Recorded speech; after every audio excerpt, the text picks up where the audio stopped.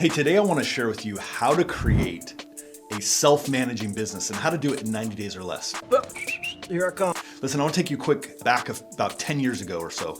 And when I remember when my mentor said to me, Chaz, if you cannot go on vacation, if you can't step away for a week, a month, or even longer, and your business doesn't fall apart, then you don't have a business. You've just created a job. And that's okay. You just need to get real that that's what you've created. And so he shared with me how to build a self-managing business, and that changed everything. And I'm going to share with you in this video how you can do the same.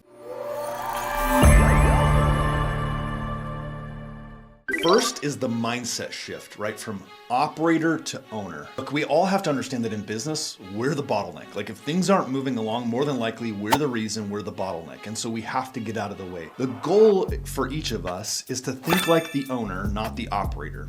Meaning, first question to ask myself is this mine to do? Can I leverage this either through technology or through individuals, people, right? Capital, people, technology. Those are the questions I'm always asking myself. How can I leverage this out? How can I put 1 unit of effort in and get 4 out? So one of the questions I ask, aside from is it mine to do, is what I'm doing now an income generating activity? Because we have to understand that as the owner, 80% of what I need to be doing, at least at a minimum, needs to be an income generating activity. And so as you look at the activities you're doing, you have to look and say, is this something I can eliminate? Can I automate? Or can I delegate? All right, number 2, build the right team fast. It's not so much about building a big team, it's about building a team fast. I think it's so funny to watch certain business owners make it like a flex to say, oh, I've got 10 people, 12 people. Oh, how big's your team? 25 people. But they're not profitable, so it doesn't really matter. What's it like to be a sexy?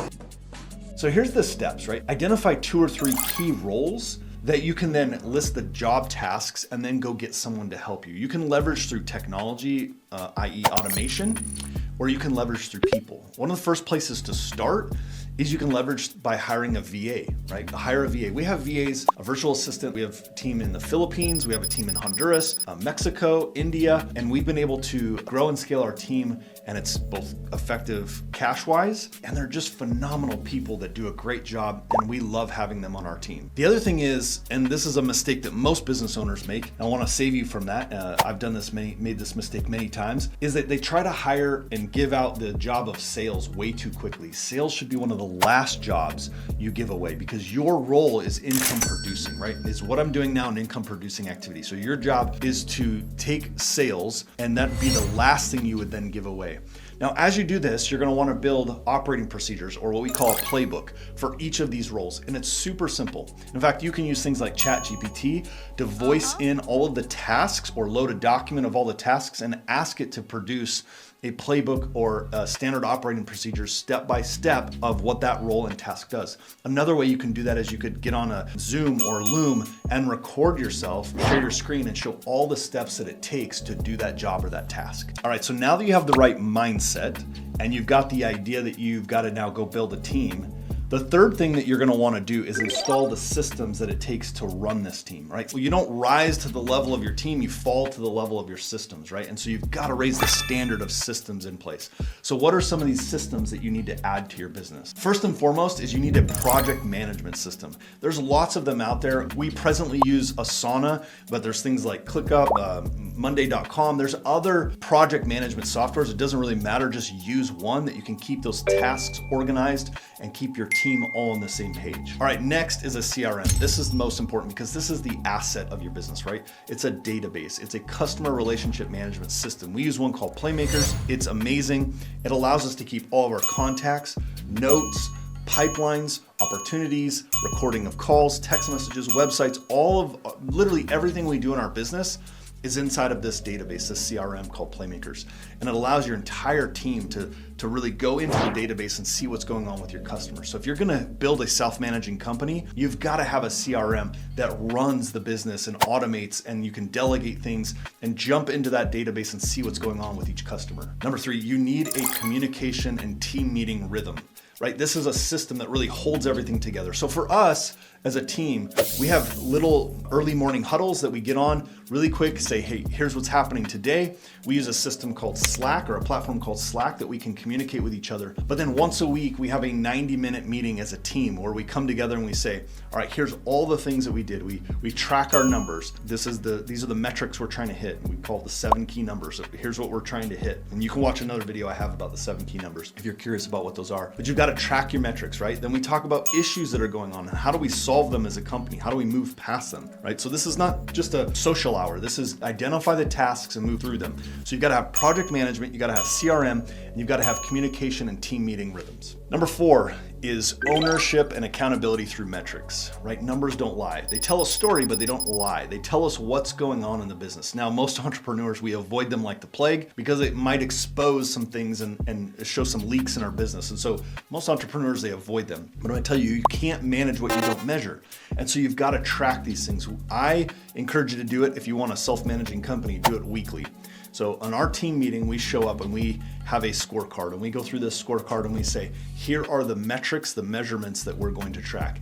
At a minimum, you might want to track leads. How many leads did we get last week? How many appointments did we set? And how many sales did we make, right? Those are just sort of the lead generation activities that we want to track. And we have a goal, and we'll see if we're on track, if we're off track. And if we're off track to those numbers, why? What's coming up for us, right? And we try to dig in and solve that. And then the next 3 numbers we track: income, expense, profit, right? And I'm very transparent. I want the team to know, hey, here's what we brought in, here's what the expenses were, and here's what the profit is. Now, if you're a solopreneur, you may say, is it really necessary to have that meeting with myself and to track those numbers? I would say yes, because this is a habit you need to get into, especially if you're transitioning into building a self-managing company. And then the 7th number that we add to that is the number of people in our database, our CRM. The reason that number is important is because now we can literally attach a dollar amount to each person in the database. And so if we want to grow our revenue, we got to add more people to the database. So whatever the numbers are that you need to track, those key performance indicators, those leading indicators and those lagging indicators, whatever those are that you need to track, keep it simple, right? Just move forward and start tracking and measure. A couple things that it will do for you. You'll start to see trends. I've been tracking my numbers since 2011, month in and month out, week in and week out. And so I can start to see trends. I know that in December, we typically go down in sales. Well, if I'm not tracking that, I might have that in my mind, but I can't actually go back and show data year over year over year. But now that I can, I don't panic when December comes and our sales are down. We've literally had that for 14 straight years. December's, our numbers are lower. That's one of the reasons that we want to track these numbers, to see trends.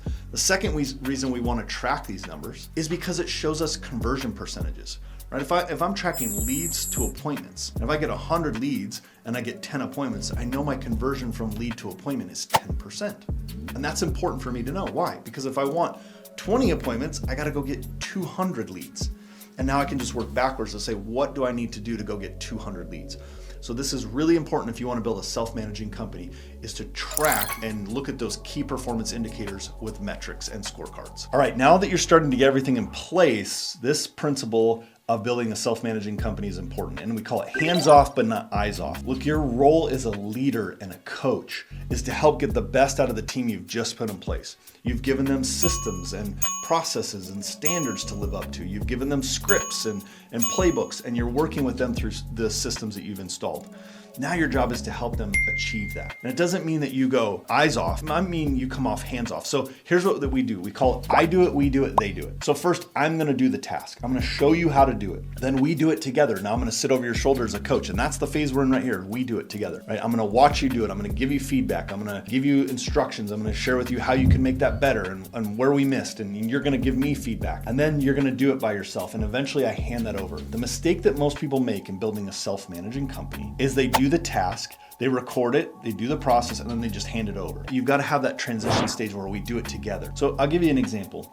So for sales, as I've started now to be that last stage that I sort of extract myself from, and I look at building that sales team and I add people to it. I've documented the playbook. I've got the scripts written out. I've recorded multiple sales calls. So as a salesperson comes on, they can take all that training, they can look through it, they can know how to do the call. They've watched me do it. And now we're gonna do one together. I'm gonna sit over their shoulder, if you will, and I'm gonna watch them do a sales call. And at the end, I'm gonna give them feedback. And we might have to do 2, 3, or 4, or 10 of those. It doesn't really matter till there's a level of confidence and clarity, because when they have clarity, they can move fast.